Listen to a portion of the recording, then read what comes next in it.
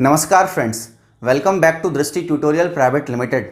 Friends, आज के इस वीडियो सेशन में मैं लेकर आया हूं एसएससी सीजीएल टियर 1 16 अगस्त 2021 के शिफ्ट 1 में पूछे गए इंग्लिश के 25 प्रश्नों का सॉल्यूशन।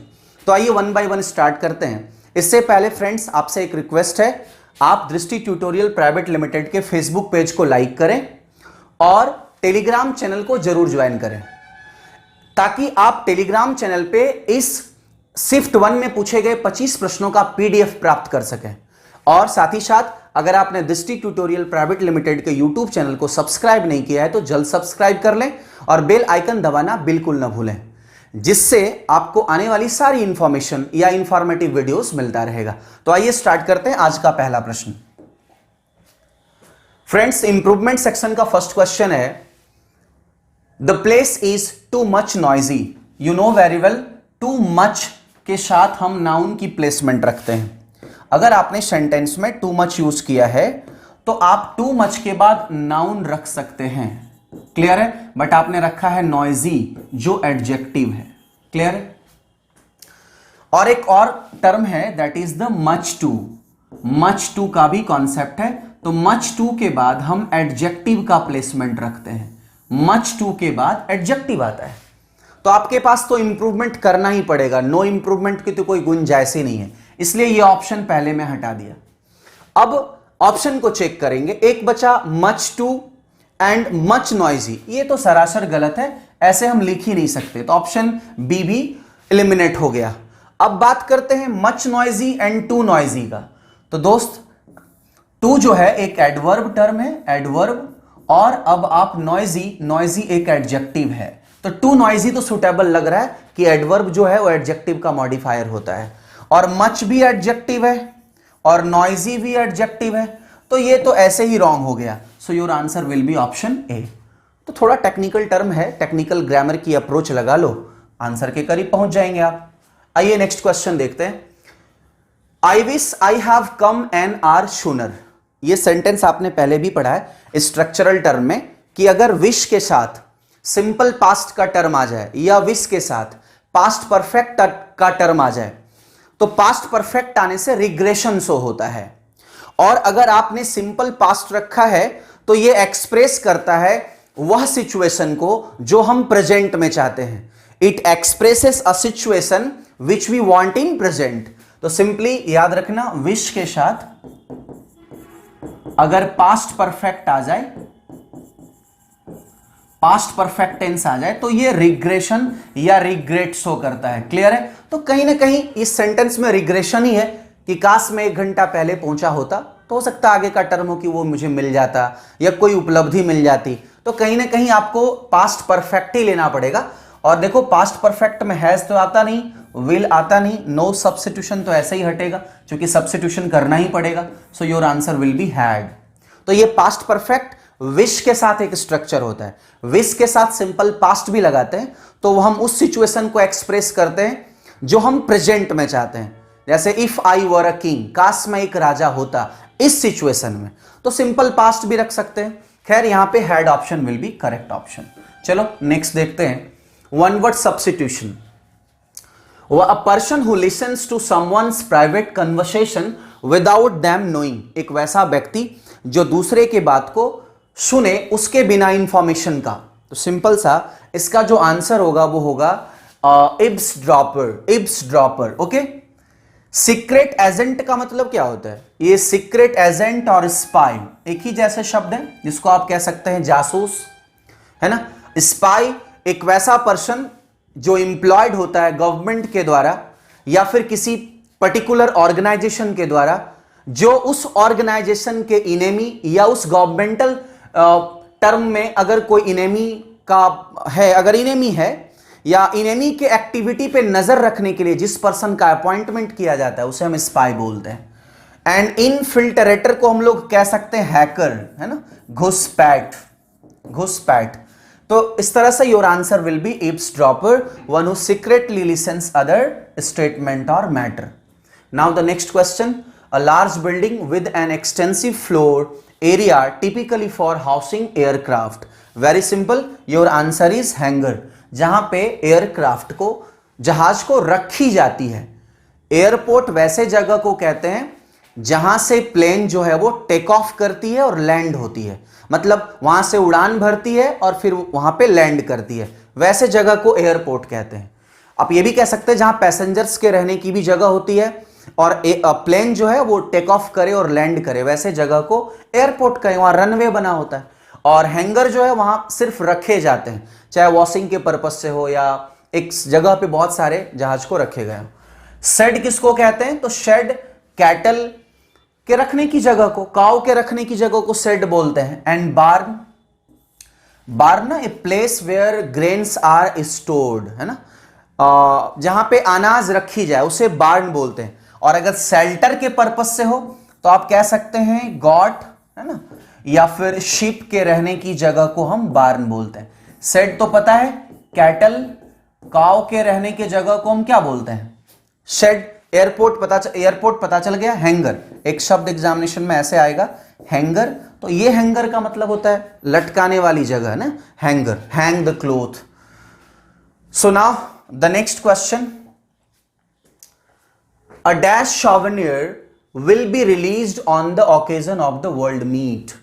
एक सॉवेनियर रिलीज किया जाएगा, कोई यादगार चीज स्मारक के रूप में। तो कहीं ना कहीं कोई वैसी चीजें जो आपको मेमोरी में रखना हो, या कोई वैसा चीज लाया जो देखते ही वो दिन याद आ जाए या वो टर्म याद आ जाए। तो जेनरस एक ऐसा वर्ड है, जैसे जेनरस तो हम काइंड, इसका सिनोनिम्स हो जाएगा, या जेनरस जो शब्द है वो पीपल के लिए यूज होता है, generous people. Considerable, a large in size हो सकता है ना, अ लार्ज इन साइज। और एक्चुअली कंसिडरेबल की एक और मीनिंग होता है विचारणीय, जो मैटर कंसिडरेबल है, बाद में आप उस पर विचार करेंगे।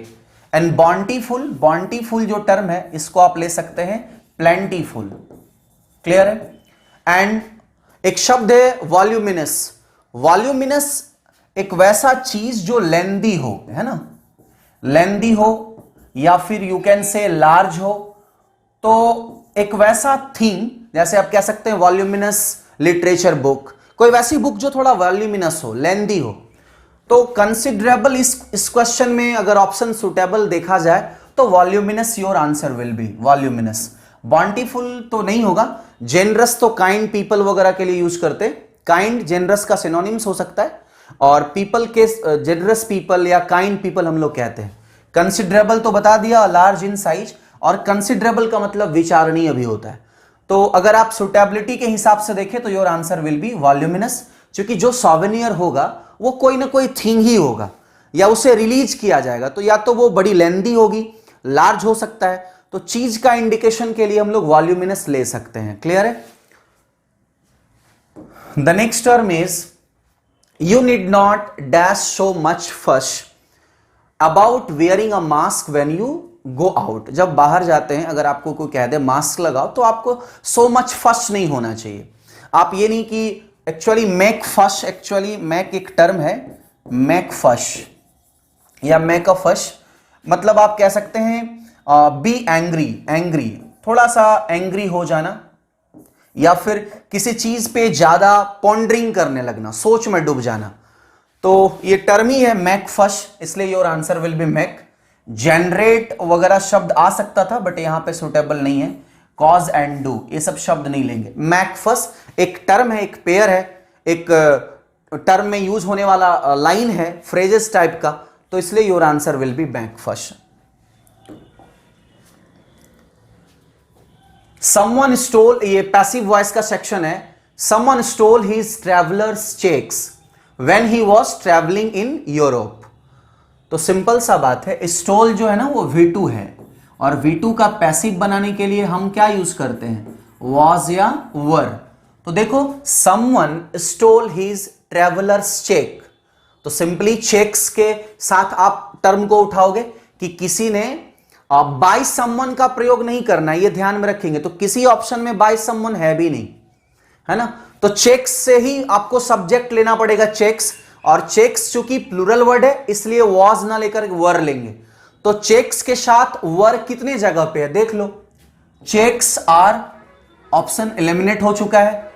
उसके बाद लिखा है had been someone, had been stole, had been plus तो V3 होना चाहिए अगर पैसिव बनाएंगे तो स्टोल लिख दिया, ये सरासर गलत हो गया। उसके बाद हिज ट्रेवलर्स चेक्स के साथ वाज रखा गया है, ये ऑप्शन भी गलत है। Your answer will B D.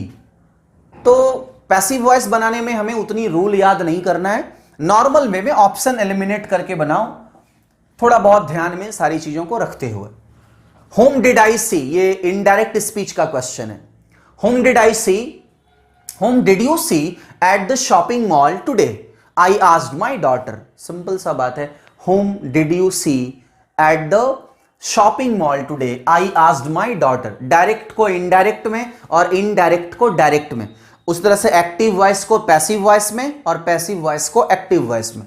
तो आपको लग रहा है कि ये कन्वर्ट, चूंकि इन्वर्टेड कॉमा है तो आप सिंपली इसे ही कन्वर्ट करने की कोशिश करो। आई asked my daughter whom she had seen। देखो डिड यू सी, ये सिंपल पास्ट है।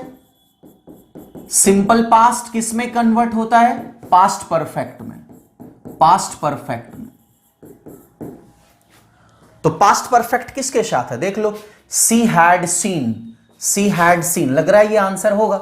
आगे देख लेते हैं। इसमें लगा दिया हैड सीन, गलत हो गया। इस क्वेश्चन में लगा रखा है आई आस्क्ड माई डॉटर दैट हुम सी शॉ, मतलब V2 रख दिया है, तो ये भी गलत हो गया। And I asked my daughter that whom did see, ये तो सरासर गलत है क्योंकि सेम पैटर्न पे क्वेश्चन रख दिया। योर आंसर विल बी ए। तो नरेशन वॉइस के क्वेश्चन ना एलिमिनेट करके बनाओ। Select the incorrectly spelled word. Incorrectly spelled word ये विशियस, एक्चुअली विशियस ये वर्ड होता है जिसका मतलब आप कह सकते हैं क्रूएल या फिर विकेड या ब्लैक हार्टेड पर्सन को हम लोग विशियस बोलते हैं। मॉइस्चर किसको बोलते हैं? नमी कह सकते हैं या वाटर वेपर। क्लियर है? एंसियस का मीनिंग क्या होता है? वरीड या नर्वस। ओके। एंड मिमिक करना, तो मिमिक्री सुना होगा आपने, किसी का बॉडी लैंग्वेज, बॉडी लैंग्वेज को क्या करना? कॉपी करना, है ना। बॉडी लैंग्वेज को कॉपी कर रहे हैं आप, किसी के टॉकिंग स्टाइल को कॉपी कर रहे हैं, तो दैट इज द मिमिक्री, है ना। मिमिक करना, टॉकिंग स्टाइल को आप कॉपी कर रहे हैं। तो कहीं ना कहीं ये पूरे शब्द आप जान गए। Your answer will be vicious. उसकी स्पेलिंग गलत था। नाउ अगला इनकरेक्टली स्पेल्ड वर्ड है scrutinise, cerebral, withdrawal and arbitrary. Actually withdrawal की जो स्पेलिंग है वो गलत है। Your answer will be C, DRAWAL होती है विथड्रॉवल, है ना। टू टेक समथिंग बैक या टू टेक अवे मनी, ये हो सकता है। And cerebral related to brain, पता है आपको, related to brain. Next one is scrutinise करना, मीन्स टू एग्जामिन करना। एंड आर्बिट्री, आर्बिट्ररी का मतलब होता है random choice. Okay, so your answer will B withdrawal. Now the next question for today's session is rearrangement. देखो rearrangement में simply आपको देखना है कि स्टार्टर हम ढूंढ पा रहे हैं या नहीं, या फिर सेंटेंस को हम कोरिलेट कर पा रहे हैं या नहीं। तो थोड़ा सा टाइम लगेगा, इस तरह से आप बनाते चलेंगे तो इजी होता चला जाएगा। सेंटेंस रीअरेंजमेंट देखो, सबसे पहले लिखा है दिस इन्वेंशन, तो कौन सा इन्वेंशन? इसका मतलब सेंटेंस अगर किसी ने ए से शुरुआत कर रखा है ऑप्शन में तो वो गलत है, तो पहला ऑप्शन तो गया काम से। कौन सी इन्वेंशन, ये तो पता होना चाहिए। दिस, दैट, ईट, ये सब सेंटेंस की शुरुआत तब करेंगे जब वो किसी के लिए नहीं आएंगे इंडिपेंडेंटली, लेकिन ये सब शुरुआत कर ही नहीं सकते। दिस इन्वेंशन, तो उससे पहले कोई इन्वेंशन की चर्चा होगी। इट्स यूज, इसका मतलब उसके यूज की चर्चा पहले होगी, देन आप लिख सकते हैं इट्स यूज। अब देख लो, penicillin is one of the most useful drugs man has invented. अब लग रहा है कि पेनिसिलिन जो है उसको इन्वेंट किया गया, तब उसकी इन्वेंशन की बात होगी। तो अब पता चल गया कि बी के बाद सेंटेंस ए आएगा। एक बार उसको इन्वेंट किया गया, देन उस इन्वेंशन की चर्चा की गई। तो कहीं ना कहीं बी ए एक साथ किस ऑप्शन में है, तो बी ए मिल गया आपको एक साथ, your answer will be C. तो थोड़ा आगे देख लेते हैं। In the beginning however, याद रखना सेंटेंस में हाउ एवर है, तो हाउ एवर ना सेंटेंस का शुभारंभ नहीं कर सकता, वो कंक्लूडिंग पार्ट हो सकता है, मतलब अंत में जा सकता है। तो देख लो सेंटेंस सी से शुरुआत कर रखा है, ये ऑप्शन ऐसे ही कट गया था। और हम देखेंगे डी, देखो लिखा हुआ है इट्स यूज, तो किसकी यूज, इसका मतलब पहले उस यूज की चर्चा होगी, तो डी भी सेंटेंस को शुरुआत नहीं करेगा। तो इस तरह से ऑप्शन एलिमिनेट करके बनाने की कोशिश करेंगे। आइए सेंटेंस अरेंजमेंट नेक्स्ट है। देन आई टुक हिम, देखो हिम रख दिया, तो हिम एक्चुअली प्रोनाउन सेक्शन का पार्ट है, तो किसी नाउन की चर्चा हुई होगी तभी तो प्रोनाउन आएगा। इसका मतलब सेंटेंस ए अगर किसी ऑप्शन में है शुरुआत में, तो वो गलत है। तो सेंटेंस ए इसमें था, तो ये सेंटेंस की शुरुआत नहीं कर पाएगा। I was going to the market when I saw a man, a blind man, I saw a blind man trying to cross the street. I was going to the market, समझ में आ रहा है? तो लग रहा है सेंटेंस की शुरुआत बी करेगा, लेकिन आगे पढ़ लेते हैं। He expressed his gratitude with folded hands, किसने एक्सप्रेस किया भाई? तो ही तो प्रोनाउन है, और अगर ये प्रोनाउन है तो इसका मतलब पहले कोई नाउन की चर्चा हुआ होगा, यानी सेंटेंस सी भी किसी ऑप्शन में अगर शुरुआती दौर में है तो वो गलत है। तो दो ऑप्शन कट गए। अब देखते हैं I walked across to the blind man, देखो यहां पे लिखा हुआ है द ब्लाइंड मैन, और इस टर्म में है अ ब्लाइंड मैन। इसका मतलब जब हम पहली बार किसी नाउन की चर्चा कर रहे होते हैं तो ए एन लगाते हैं, और उसके जस्ट बाद जब उसका दूसरी बार चर्चा करते हैं तो द लगाते हैं। तो एक बार अ ब्लाइंड मैन, दूसरा बार द ब्लाइंड मैन, इसका मतलब बी और डी एक साथ होंगे। तो बी और डी किस ऑप्शन में एक साथ में है? Your answer will be option B. Clear है?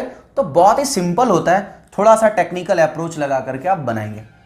इडियम्स रखा है to cut a long story short, किसी भी लॉन्ग स्टोरी को शॉर्ट कर देना।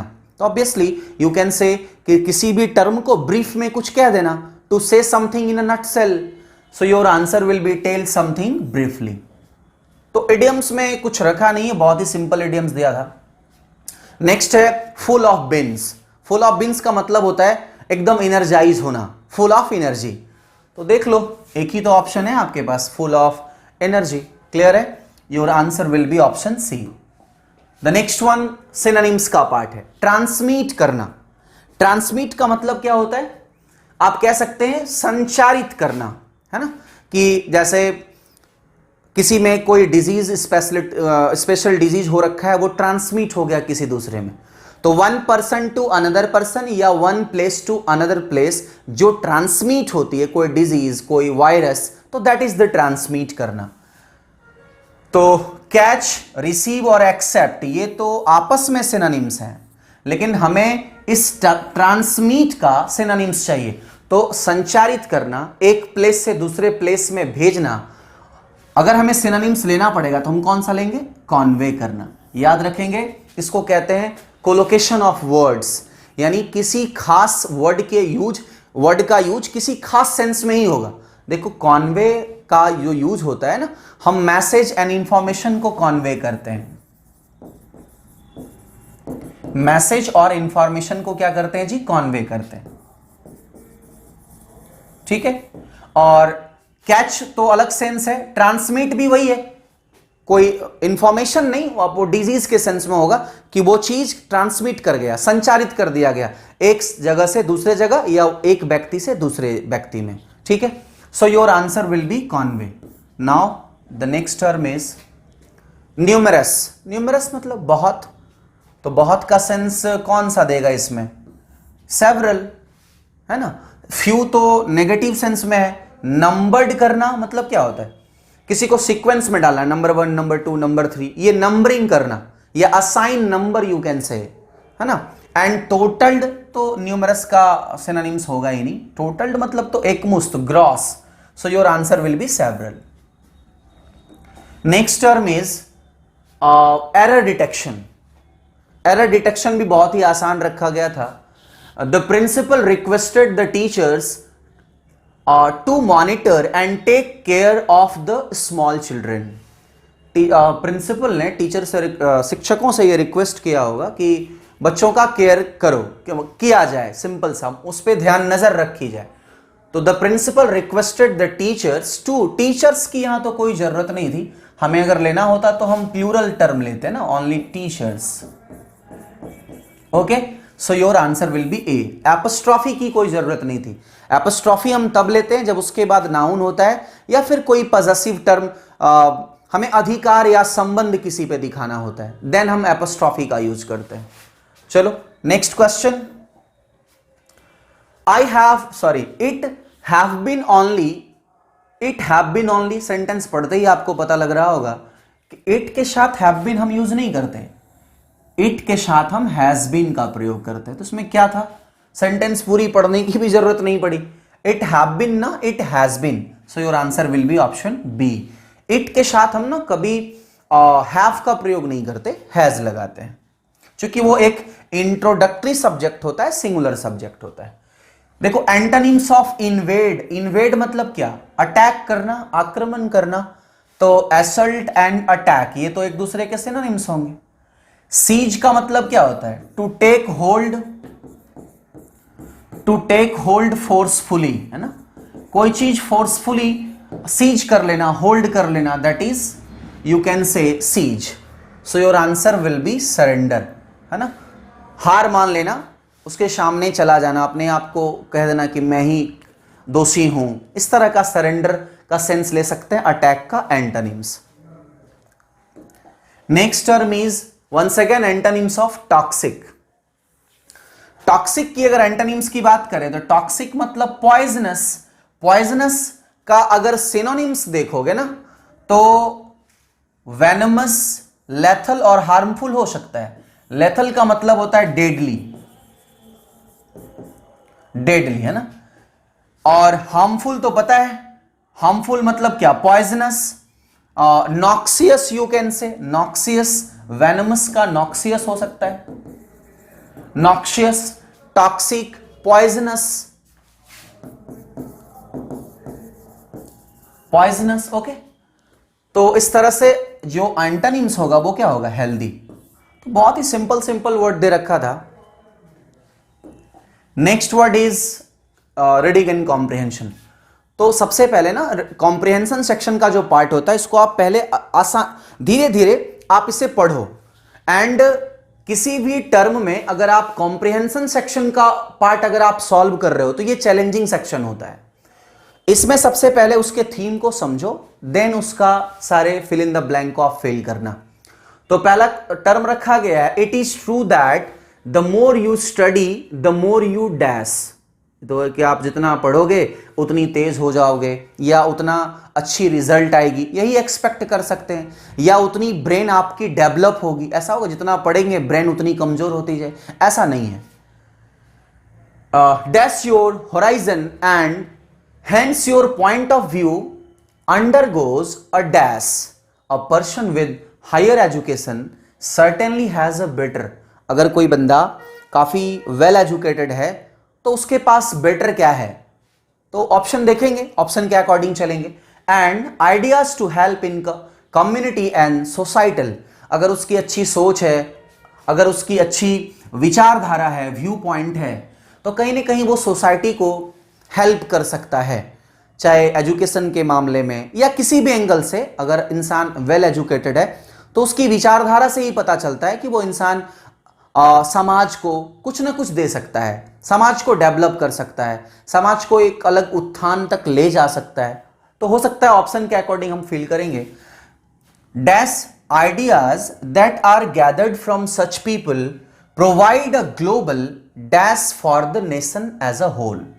वो अब देख लो ऐसे व्यक्ति नेशन के लिए कैसे क्या साबित होंगे, या उनके लिए समाज में क्या क्या करने की मतलब वो कर सकते हैं, ऐसा सेंस की बात कर रहा है। तो इस तरह से आपको पता चला कि यहां पे टोटली जो टर्म है एक व्यू पॉइंट का बात कर रहा है ना, कहीं ना कहीं ये उसकी विचारधारा की बात कर रहा है कि अगर आप वेल एजुकेटेड हो तो आप इन चीजों को कर सकते हैं, आपकी अलग वैल्यू होगी, आपका अलग पोस्ट हो सकता है वैलिडेशन के हिसाब से। तो आइए हम क्वेश्चन को बनाते हैं। First fill in the blank में आप क्या फील करोगे, सिंपल वे में अगर आप the more you study the more you dash your horizon, तो सिंपल सा बात है कि अगर आप बहुत ज्यादा पढ़ोगे तो लिख रहा है कि आप एक लेवल पे आओगे, आपकी होराइजन, इट मीन्स आप यहां पे तो व्यू पॉइंट ऑफ व्यू की चर्चा है, मतलब आप एक अलग लेवल पे होंगे, आपकी विचारधारा अलग होगी, तो कहीं ना कहीं नैरो शब्द का तो सिलेक्शन यहां गलत हो जाएगा 1 नंबर में। कन्वर्ट हो सकता है, एक्सचेंज तो होगा ही नहीं, एक्सचेंज चीजों का आदान प्रदान होता है, लेना देना, तो that is the exchange. It means लग रहा है कि आपकी जो पॉइंट ऑफ व्यू है वो कन्वर्ट नहीं होगी, वो एक्सपेंड करेगी। बात समझ में आया? कहीं ना कहीं the more you study the more you expand your horizon and hence your point of view undergoes a dash. तो आपकी पॉइंट ऑफ व्यू बैकवर्डनेस, आप पिछड़ेंगे क्या? अगर आप वेल एजुकेटेड हो, अच्छी स्टडी ले रहे हो, तो बैकवर्ड की तो कोई बात ही नहीं है।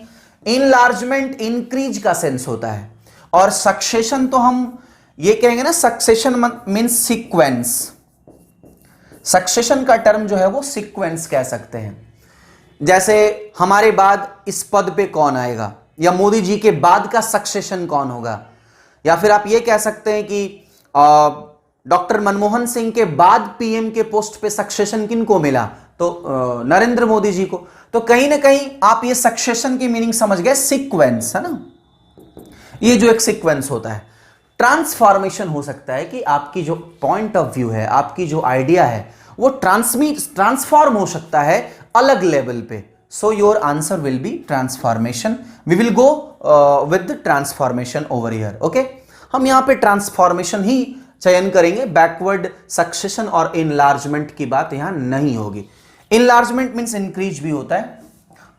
आइए 23rd ऑप्शन क्वेश्चन में, it means fill in the blank number 3 में क्या फिल करोगे आप, कि अगर इंसान हाईली एजुकेटेड है, हायर एजुकेशन प्राप्त कर रखा है, तो certainly has a better dash, better routine होगी उसकी, बेटर स्कोप होगा, बेटर लक होगा, बेटर आउटलुक होगा। तो अगर आप अच्छे से वेल एजुकेटेड हो तो बेटर लक होने की तो कोई बात ही नहीं है। बेटर स्कोप, हाँ, वेल एजुकेटेड पर्सन का बेटर स्कोप होता है, लेकिन यहां स्कोप की कहीं चर्चा ही नहीं है, कोई अपॉर्चुनिटीज की चर्चा नहीं है, चांसेस की चर्चा नहीं है, तो हम यहां स्कोप भी नहीं लेंगे। और रूटीन तो जो आप हैबिचुअली, हैबिट वर्क जो होती है, रेगुलर वर्क जो होती है, तो यहां वैसा कोई बात नहीं है। अगर आप वेल एजुकेटेड हैं, अच्छी एजुकेशन ले रहे हैं, तो आपकी आउटलुक ट्रांसफॉर्म हो सकता है, मतलब आपकी जो विचारधारा है, जो पॉइंट ऑफ व्यू है, ये ट्रांसफॉर्म हो सकता है। सो your answer will B outlook. Option में जो एक दूसरे के सिनोनिम्स होंगे ना, इस तरह से फिल इन द ब्लैंक में, तो आप उसे पहले हटाना और स्टैंडर्ड वर्ड को थोड़ा समझने की कोशिश करना। आइए 24 एंड 25 को आप जल्दी से फिल करो।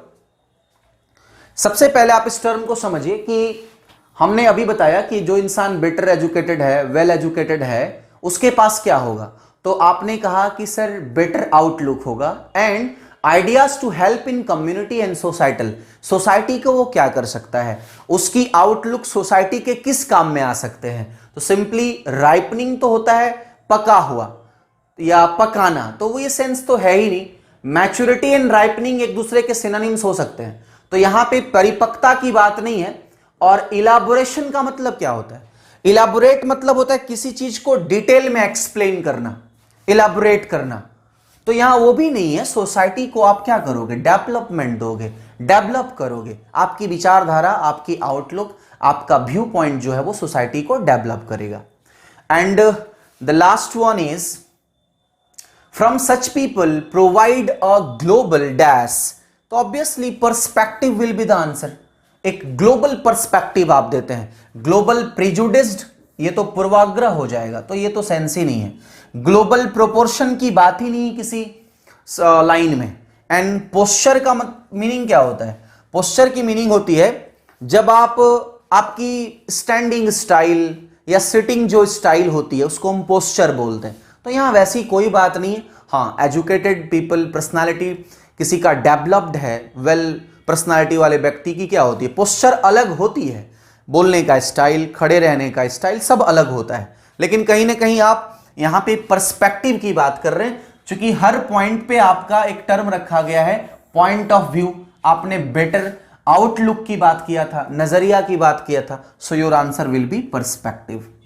तो इस तरह से आपने टोटल 25 क्वेश्चंस को देख लिया। मैं आशा करता हूं कि आपको सारे प्रश्न समझ में आ गया होगा और आप ऐसे ही टैकल कर सकते हैं। इसी तरह से और सारे शिफ्ट के क्वेश्चंस अपलोड होते रहेंगे। आप दृष्टि ट्यूटोरियल प्राइवेट लिमिटेड के यूट्यूब चैनल को जरूर सब्सक्राइब करें, फेसबुक पेज को फॉलो करें एंड टेलीग्राम चैनल को जरूर ज्वाइन करें। Thank you very much, thank you for watching.